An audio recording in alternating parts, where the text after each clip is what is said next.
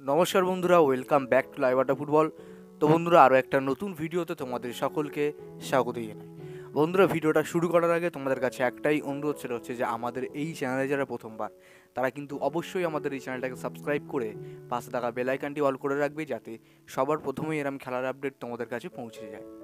তো বন্ধুরা, আজকে মোহনবাগানকে নিয়ে কটা আপডেট তোমাদের সঙ্গে শেয়ার করার আছে। একটা বাউন্স আপডেটও আছে, সেটা কিন্তু তোমার সঙ্গে শেয়ার করব। তো আজকে মোহনবাগানকে নিয়ে যে বেশ কয়েকটা আপডেট তোমার সঙ্গে শেয়ার করব। সবার প্রথমে যে বিষয়টা নিয়ে আলোচনা করব, হ্যাঁ, তোমরা থাম্বনেলে যে বিষয়টা দেখেছো সেটা নিয়ে আলোচনায় আসছি, তবে তার আগে যে আলোচনাটা করবো সেটা হচ্ছে, দেখো, নুনো রেইসকে নিয়ে। তো বন্ধুরা, নুনো রেইস তিনি মোহনবাগান দলে এখনও পর্যন্ত আছেন এবং মোহনবাগানের সমর্থকরা চাইছেন যে নুনো রেইস হয়তো একটা ম্যাচও খেলুক, বা একটা ম্যাচেও তাকে কি চান্স দেওয়া হবে না।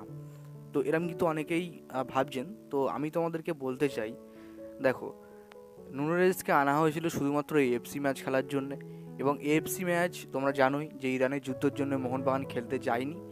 এবং নুনো রেইস যখন তিনি মোহনবাগানে সই করেন, এবং আমরা সবাই জানি যে তিনি আইএসএলেও খেলবে, কিন্তু এটা কোনোভাবেই সম্ভব না, কারণ আইএসএলে অলরেডি কিন্তু বিদেশি যারা যারা আছে তারা কিন্তু অলরেডি কিন্তু রেজিস্টার্ড হয়ে আছে। তো এই মুহূর্তে নুনো রেইসকে কোনোভাবেই মানে কোনো ফাঁকফোকর নেই যে তাকে আবার রেজিস্টার করানো হবে আইএসএলের জন্য। তো এটাই ব্যাপার আর কি। নুনো রেইস তিনি এফসি খেলার জন্য এসেছেন, এখন ম্যাচ তো খেলতে পারছে না, যার কারণে তিনি আবার দেশে ফিরে যাবেন। তো একটাই দুঃখের বিষয়, তিনি মোহনবাগানে আসলেন, ভারতে আসলেন, কিন্তু মোহনবাগানে জার্সি তার পড়া হলো না। তো এটাই একটা দুঃখের বিষয়, আর কিছু না। তো এরপরে যে আপডেটটা নিয়ে আমি তোমাদের সঙ্গে কথা বলি, আজ সকাল থেকে অনেক জায়গা থেকে অনেক নিউজ ভেসে আসছে যে আনোয়ার আলী আবার নাকি মোহনবাগানে সই করতে চাইছে, বা আনোয়ার আলীর নাকি একটা নতুন যে প্ল্যানিং চলছে, অনেক রকম অনেক কথা বলছে যে আবার তিনি মোহনবাগানে সই করতে চাইছেন, বা মোহনবাগানে সই করে কিন্তু মোহনবাগানকে ইচ্ছা করে হারাবে, মোহনবাগানের নাম ডোবাবে। তো এরকম অনেক কথা বেরিয়ে আসছে ফেসবুক পেজ থেকে সকাল থেকে, যে আবার নাকি আনোয়ার আলী মোহনবাগানে সই করতে চাইছে, তা সে নাকি নিজে থেকে সই করতে চাইছে। তো এরকম অনেক কথা কিন্তু ভেসে আসছে, এবং আমি তোমাদেরকে যে ক্লিয়ারভাবে যে কথাটা বলতে চাই সেটা দেখো, আনোয়ার আলী কিন্তু মোহনবাগানে কোনো রকম কোনো ইচ্ছা প্রকাশও করেনি সই করার জন্য বর্তমানে, এবং মোহনবাগানও তাকে নেওয়ার কোনো ইচ্ছা প্রকাশও করেনি। তো এটাই কিন্তু মোদ্দা কথা।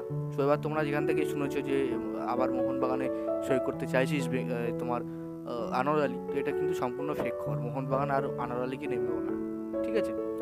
তো যাই হোক, আশা করি তোমাদের বোঝাতে পারলাম যে মেন বিষয়টা কী, মেন যে আপডেটটা কী বা মেন খবরটা কী, তোমাদের বোঝাতে পারলাম। তো আজকের জন্য ভিডিওটা এতটাই ছিল। যদি তোমাদের ভিডিওটা একটুও ভালো লেগে থাকে তাহলে অবশ্যই লাইক করে দিও, আর আমাদের এই চ্যানেলে প্রথমবার যেন হয়ে থাকে চ্যানেলটাকে সাবস্ক্রাইব করে পাশে থাকা বেল আইকনটি অল করে রেখো।